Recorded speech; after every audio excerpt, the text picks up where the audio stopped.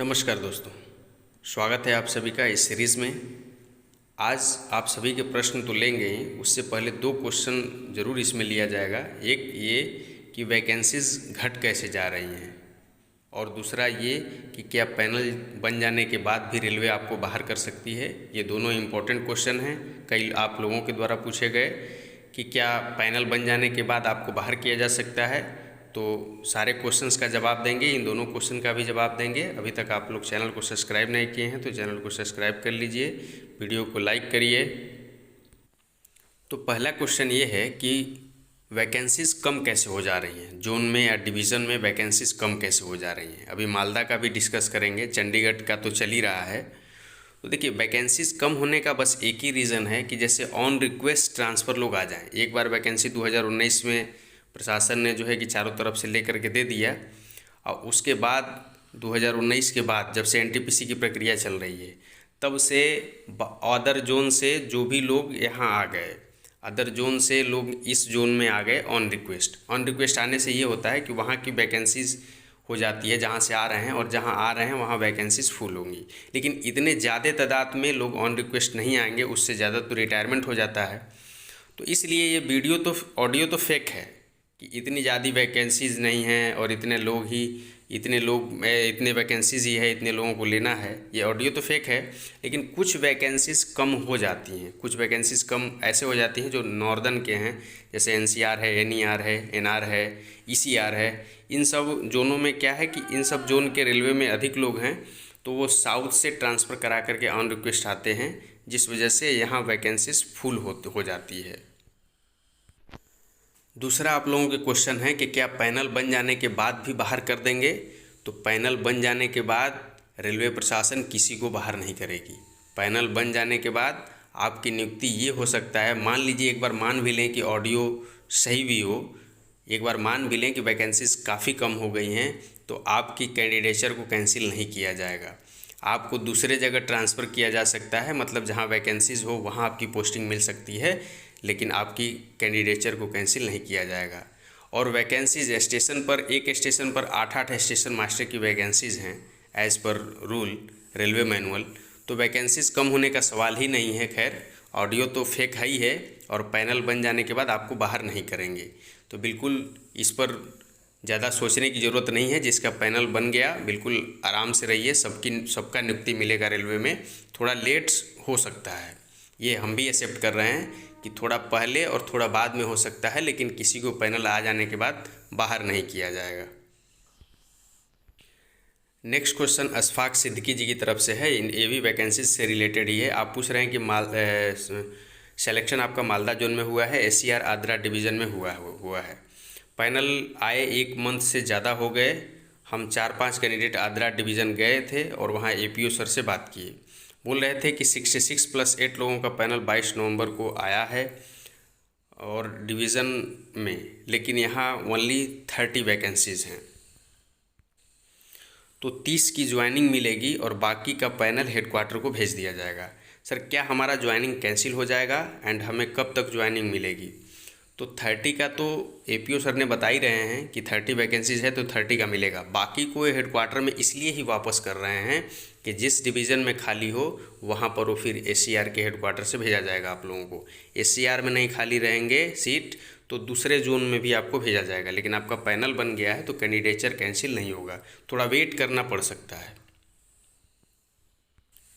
Next question Ramesh Mahato जी का है। आप पूछ रहे हैं कि today yesterday night I got my appointment letter through mail. Would they send the appointment letter in hard copy to the mentioned address? They said to report within 1 month from issue of letter to the division Lamding. Could I take a print and attach the character certificate on these printed documents? Yes. Ramesh ji, अब printed hard copy का इंतज़ार नहीं करेंगे आपका appointment letter through mail आ गया है, वहाँ से प्रिंट आउट निकालिए, जो सर्टिफिकेट या डॉक्यूमेंट्स उसमें बनवाने हैं उसको बनवाइए आप, और जिस टाइम लिमिट को दिया गया है उस टाइम लिमिट में आप उस डिवीज़न को रिपोर्ट करिए। हार्ड कापी का इंतज़ार नहीं करेंगे। और आपको बहुत बहुत बधाई रेलवे परिवार का सदस्य बनने के लिए। नेक्स्ट क्वेश्चन जयेश जी की तरफ से है। आप पूछ रहे हैं कि आपका हरियाणा पुलिस और सीसीटीसी दोनों में हो रहा है, कौन सा अच्छा जॉब रहेगा? तो सीसीटीसी बेस्ट रहेगा। हरियाणा पुलिस और सीसीटीसी की तुलना में सीसीटीसी बेस्ट रहेगा। नेक्स्ट क्वेश्चन शिव त्रिपाठी जी की तरफ से है। आप पूछ रहे हैं कि म्यूचुअल ट्रांसफ़र में एक डिवीज़न से दूसरे डिवीज़न में जाने पर सीनियरिटी में क्या इफेक्ट पड़ेगा यदि दोनों लोगों की ज्वाइनिंग एक ही साथ हुई है और अलग अलग डिवीज़न में हुई है? अलग अलग डिवीज़न में हुई है ज्वाइनिंग दोनों लोगों की एक साथ, लेकिन कभी कभी ये होता है कि जिस डिवीज़न में आप जा रहे हैं वहाँ अधिक स्टेशन मास्टर लोग हैं या जिस भी पोस्ट के लिए जा रहे हैं वो, तो वहाँ पर उनकी सीनियरिटी के हिसाब से उनकी सीनियरिटी यदि 400 लोगों से नीचे है और आपके यहाँ कम वैकेंसी से आपकी 200 लोगों से नीचे है, तो आप उनकी सीनियरिटी लेंगे। आप उस डिवीज़न में जाकर 400 लोगों के नीचे हो जाएंगे और वो आकर के आपकी सीनियरिटी लेंगे, और कोई इफ़ेक्ट नहीं होता है इसमें। बस यही होता है कि आप उनकी सीनियरिटी लेते हैं और वो आपकी सीनियरिटी लेते हैं, और एक साथ नियुक्त हुआ कोई भी कैंडिडेट कहीं पर जल्दी 46 पा जाएगा या सीनियर हो जाता है जल्दी, और किसी डिवीज़न में थोड़ा लेट से होता है। नेक्स्ट क्वेश्चन रमेश जी की तरफ से है। आप पूछ रहे हैं कि सीनियर सीसीटीसी में डिवीज़न अलॉट क्या ट्रेनिंग से पहले और बाद में होता है? तो सीनियर सीसीटीसी में भी डिवीज़न का अलॉटमेंट जो है वो ट्रेनिंग से पहले ही हो जाता है। स्टेशन मास्टर में भी पहले होता है, गुड्स गार्ड में भी पहले होता है। सारे वैकेंसीज़ में जो डिवीज़न अलॉटमेंट की प्रक्रिया है वो पहले हो जाती है, ट्रेनिंग से पहले। विकास जी का नेक्स्ट क्वेश्चन है। आप पूछ रहे हैं कि आपका एक क्वेश्चन है कि चंडीगढ़ जोन में एसएम की पोस्ट पर सिलेक्शन हुआ है और करंट में स्टेट गवर्नमेंट में जॉब पर हूँ। मैं डीबी के टाइम एनओसी ले लिया था डिपार्टमेंट से और वो सबमिट कर दिया था डीबी के टाइम रेलवे बोर्ड को, ठीक है। अब मुझे रिज़ाइन कब देना है? अपॉइंटमेंट लेटर आने के बाद या कभी भी दे सकता हूँ। मैं डिपार्टमेंट से फॉर्म भरने की परमिशन भी लिया था। अब रिज़ाइन के टाइम मुझे 1 मंथ की सैलरी डिपॉजिट करनी होगी क्या स्टेट गवर्नमेंट को? तो ऐसा नहीं है, और रिज़ाइन देने की जो बात है वो आप ज्वाइनिंग आ जाने दीजिए, पहले ज्वाइनिंग आ जाने दीजिए, उसके बाद रिज़ाइन करिए। वैसे भी लफड़ा चल रहा है अभी चंडीगढ़ जोन में, तो थोड़ा सा वेट करिए, ज्वाइनिंग आने दीजिए कि कौन सा डिवीज़न मिला, कब आपको रिपोर्ट करना है, कब ट्रेनिंग करने जाना है, उसके बाद देख करके रिज़ाइन किया जाएगा। क्योंकि एक जॉब में तो आप ही हैं, तो पहले आने दीजिए ज्वाइनिंग को। A to Z government job की तरफ से है। आप पूछ रहे हैं कि आपने एक बार बताया था कि डिवीज़न अलॉटमेंट ट्रेनिंग परफॉर्मेंस के बेस पर होगा और ट्रेनिंग के बाद फाइनल होगा, लेकिन बहुत सारे जोन में पैनल के बाद डिवीज़न अलॉट हो गए हैं। ये डिवीज़न अलॉटमेंट किस आधार पर हुआ है? रैंडमली या CBT2 मार्क्स बेस्ड पर। RTI में इसका जवाब देंगे क्या? देखिए, हमने बताया था RRB गुवाहाटी के लिए, RRB गुवाहाटी और जो उससे सटे हुए सिलीगुड़ी वगैरह हैं, ये सब देख करके ट्रेनिंग करवा करके तब डिवीज़न अलॉटमेंट करवाते हैं। और बाकी और सब के लिए हमने भी बताया था कि जो RRBs हैं वो पैनल आ जाने के बाद फिर CPO ऑफिस जा करके डिवीज़न अलॉटमेंट होता है। तो ये प्रक्रियाएं हैं। जैसे अहमदाबाद है, RRB अहमदाबाद, तो डिवीज़न के लिए प्रेफरेंस ले रहा है, बाकी नहीं ले रहे हैं। तो कुछ RRBs को छोड़ करके बाकी का प्रोसेस यही है कि वो पहले डिवीज़न अलॉट करते हैं फिर ट्रेनिंग पर भेजते हैं। और जहाँ तक RTI का सवाल है, तो RTI एक दायर करिए, हो सकता है जवाब मिल जाए कि किस आधार पर करते हैं, लेकिन इसका जो प्रोसेस रहता है वो थोड़ा सा यदि लोग अपने आपके एड्रेस को ध्यान दिए तो दिए, नहीं रैंडमली ही रहता है। Next question B free channel की तरफ से है। आप पूछ रहे हैं कि सर कैविटी प्रॉब्लम है, क्या मेडिकल प्रॉब्लम होगी? तो कैविटी प्रॉब्लम है तो कैविटी उतना ज़्यादा देखा नहीं जाता है, तो मेडिकल में प्रॉब्लम नहीं होना चाहिए। कैविटी को लेकर के बहुत ज़्यादा रेलवे में नहीं खोजबीन की जाती है, तो हो जाना चाहिए सिलेक्शन आपका। अतुल सिंह जी का नेक्स्ट क्वेश्चन है। आप पूछ रहे हैं कि मेरा इलाहाबाद NR से GG का कट ऑफ जनरल से पास है और सीनियर CCTC का कट ऑफ EWS से पास है। अगर मेरा मेडिकल बाई चांस फिट न हुआ A2, तो मुझे EWS से सीनियर CCTC मिलेगा सर? बिल्कुल, यदि आप A2 पास नहीं करते हैं तो आपको EWS से मिलेगा, लेकिन मेडिकल में कोई मैनिपुलेट नहीं करिएगा, मेडिकल आराम से दीजिए, क्योंकि सीनियर CCTC का जो कट ऑफ है अभी इंक्रीज हो सकता है, क्योंकि A2 से जो अनफिट होंगे उसके हिसाब से सीनियर CCTC का कट ऑफ थोड़ा इंक्रीज हो सकता है। SG जी का नेक्स्ट क्वेश्चन है। आप पूछ रहे हैं कि after promotion commercial apprentice job CBS CGS chief CMI बनते हैं तो उनकी जॉब प्रोफाइल बताइए। सैटरडे संडे ऑफ रहता है क्या, और नाइट ड्यूटी रहेगी या नहीं? तो जब आप प्रमोशन होकर जाते हैं CBS CGS और चीफ सीएमआई बनते हैं तो उसमें नाइट ड्यूटी नहीं रहेगी, पहली चीज़ है।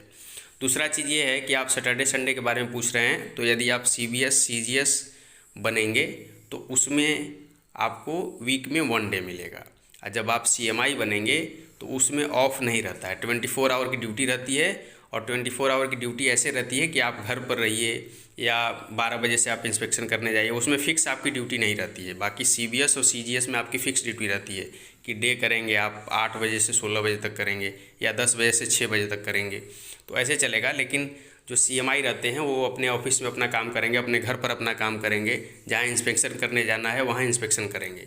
कहीं नाइट में कोई अधिकारी जा रहे हैं तो उनके साथ वहाँ भी जाना पड़ सकता है, तो उनका कोई फिक्स नहीं रहता। उनकी कहने को 24 आवर की नौकरी रहती है, लेकिन उनकी मर्जी पर रहती है। डेडमैन जी का नेक्स्ट क्वेश्चन है, आप पूछ रहे हैं कि डीबी मेडिकल हो गया है आरआरबी इलाहाबाद, लेवल 6 वालों के ज्वाइनिंग लेटर अभी तक नहीं आया। सर लेवल 5 वालों का और लेट होगा क्या? कॉलेज में वेरिफिकेशन के लिए फ़ाइल भेजते हैं या कंफर्म करते हैं रोल नंबर से? कितना टाइम लग सकता है? तो कॉलेज में नहीं जाता है वेरिफिकेशन के लिए, बोर्ड में जाता है। बोर्ड में आपकी सर्टिफिकेट की वेरिफिकेशन होती है, और लेवल 6 का नहीं आया, लेवल 5 का भी पैनल आने दीजिए, उसके बाद फिर 1 से 1.5 महीने पैनल के बाद डिवीजन अलॉटमेंट में लगेगा, तो थोड़ा टाइम लगेगा क्योंकि अभी लेवल 6 ही ये नहीं क्लियर कर पाए। नेक्स्ट क्वेश्चन विश्वकर्मा जी की तरफ से है, आप पूछ रहे हैं कि JEE LDC एग्ज़ाम के लिए कब एलिजिबल होते हैं? 4200 ग्रेड में आने के 5 साल बाद, या अपेंडिक्स 2A पास करने के 5 साल बाद, या जॉब स्टार्टिंग के 5 साल बाद? तो LDC एग्ज़ाम के लिए आप भी वैलिड होते हैं 4200 ग्रेड में 5 साल सर्विस करने के बाद। नेक्स्ट क्वेश्चन एग्जाम्स गवर्नमेंट की तरफ से है, आप पूछ रहे हैं कि आपका सिलेक्शन सीनियर CCTC में बाउंड्री पर हुआ है एंड टाइपिंग पास नहीं हुए हैं। गुड्स गार्ड फर्स्ट प्रेफरेंस है, गुड्स गार्ड की कट ऑफ से 0.30 कम है, मेडिकल A2 फिट है, मुझे कौन सी पोस्ट मिलेगी? पहले तो सीनियर CCTC मिलने का चांस है, सीनियर CCTC नहीं मिलेगा तो आप A2 मेडिकल यदि फिट रहते हैं तो गुड्स गार्ड आपको श्योर मिल जाएगा। रणबीर जी का नेक्स्ट क्वेश्चन है, आप पूछ रहे हैं कि जैसे स्टेशन मास्टर को इलेक्ट्रिक पैनल पर भी वर्क करना होता है, तो क्या रेलवे फ्यूचर में स्टेशन मास्टर को टेक्निकल क्वालिफिकेशन रिक्वायर्ड कर देगा क्या? तो अभी ऐसी कोई प्रक्रिया नहीं है जिसमें टेक्निकल की बात हो रही हो, और भविष्य में कुछ भी हो सकता है कि टेक्निकल कर दे भविष्य में। विश्वनाथ कुमार जी पूछ रहे हैं कि अहमदाबाद से सिलेक्शन हुआ है सीनियर क्लर्क कम टाइपिस्ट में, प्लीज़ प्रमोशन एस्पेक्ट बता दीजिए, माई एज इज़ 26, कहाँ तक पहुँच सकते हैं, डिवीज़न कौन सा मिलेगा? 5 जनवरी को है प्लीज़। तो देखिए अहमदाबाद में आपका सिलेक्शन है तो अहमदाबाद में तो आपको प्रेफरेंस मांगेंगे डिवीज़न का, ठीक है। दूसरा आप प्रमोशन के लिए पूछ रहे हैं तो सीनियर क्लर्क कम टाइपिस्ट हैं तो आप पहला प्रमोशन लेकर OS बनेंगे, ऑफिस सुपरिटेंडेंट। दूसरा मिलेगा आपको COS बनेंगे, चीफ ऑफिस सुपरिटेंडेंट। फिर इसके बाद यदि और कोई प्रमोशन नहीं मिलता है तो इसी में आप बढ़ते रहेंगे आगे MSAP वगैरह के तहत। लेकिन जब आप OS बन जाने के बाद फिर आप LDC एग्ज़ाम के थ्रू APO भी बन सकते हैं। तो ये प्रमोशनल एस्पेक्ट हैं। डिवीज़न की जहाँ तक बात है तो वहाँ प्रेफरेंस आएगी, उस प्रेफरेंस को अपने हिसाब से भरिए और कट ऑफ्स के हिसाब से आपको मिलेगा डिवीज़न और वैकेंसीज़ के हिसाब से। संतोष जी का नेक्स्ट क्वेश्चन है, आप पूछ रहे हैं कि आप ग्रुप D में जॉब करते हैं और मेरा इलाहाबाद से SM में हुआ है, लेकिन अभी कोई डिवीज़न अलॉटमेंट या ज्वाइनिंग लेटर नहीं आई है, टेक्निकल एग्जामिनेशन कब अप्लाई करूं? तो टेक्निकल एग्जामिनेशन आप ज्वाइनिंग आने के बाद अप्लाई करिएगा, और यदि उसके बाद भी आपको पता चल जाएगा कि आपको ट्रेनिंग में इस बार नहीं भेजा जा रहा है तो आप उस टेक्निकल एग्जामिनेशन को रिसीव नहीं करिएगा अपने ऑफिस से, या तो सीक वीक कर लीजिएगा, RMC वगैरह कर लीजिएगा। और मान लीजिए कि आपका टेक्निकल एग्जामिनेशन एक्सेप्ट होकर आ गया आपके ऑफिस में और अभी आपको ट्रेनिंग पर भेजने में 1 महीने का टाइम है, तो आप उसको एक्सेप्ट कर लेंगे तो आपको नौकरी से उसी दिन से बाहर मान लिया जाएगा और यहाँ भी आप ट्रेनिंग पर नहीं भेजे जाएंगे। तो इसलिए टेक्निकल एग्जामिनेशन ज्वाइनिंग आने के बाद अप्लाई कर दीजिएगा, लेकिन ट्रेनिंग में यदि नहीं भेजने की बारी रहेगी तो यदि ट्रेनिंग में भेजने की नहीं बारी रहेगी तो उसको आप रिसीव करने से बचिएगा। नेक्स्ट क्वेश्चन रोशन जी का है, आप पूछ रहे हैं कि बॉन्ड की वाले जगह पर हम खुद अपनी जान पहचान के लोगों को नाम लिखवा देते हैं तो कोई दिक्कत तो नहीं होगी, और उनका सिग्नेचर करवा लेते हैं तो कोई दिक्कत नहीं होगा। उनका एड्रेस वगैरह फिल करना होता है, उसमें साइन करवा लीजिए, कोई दिक्कत नहीं होगा। रिलेटिव नहीं होना चाहिए, घर का नहीं होना चाहिए बस। अमन सोनी जी का नेक्स्ट क्वेश्चन है, आप पूछ रहे हैं कि मेरा OBC बनने में प्रॉब्लम हो रही है, खतियान की वजह से मेरा जनरल कट ऑफ से 10 नंबर ज़्यादा है, तो क्या मैं बिना ओबीसी सर्टिफिकेट के डीबी में जा सकता हूँ? बिल्कुल, बिना ओबीसी सर्टिफिकेट के आप डीबी में जा सकते हैं। आपको जनरल की तरह ट्रीट किया जाएगा, लेकिन ओबीसी बनने की कोशिश और कर लीजिए, शायद बन ही जाए।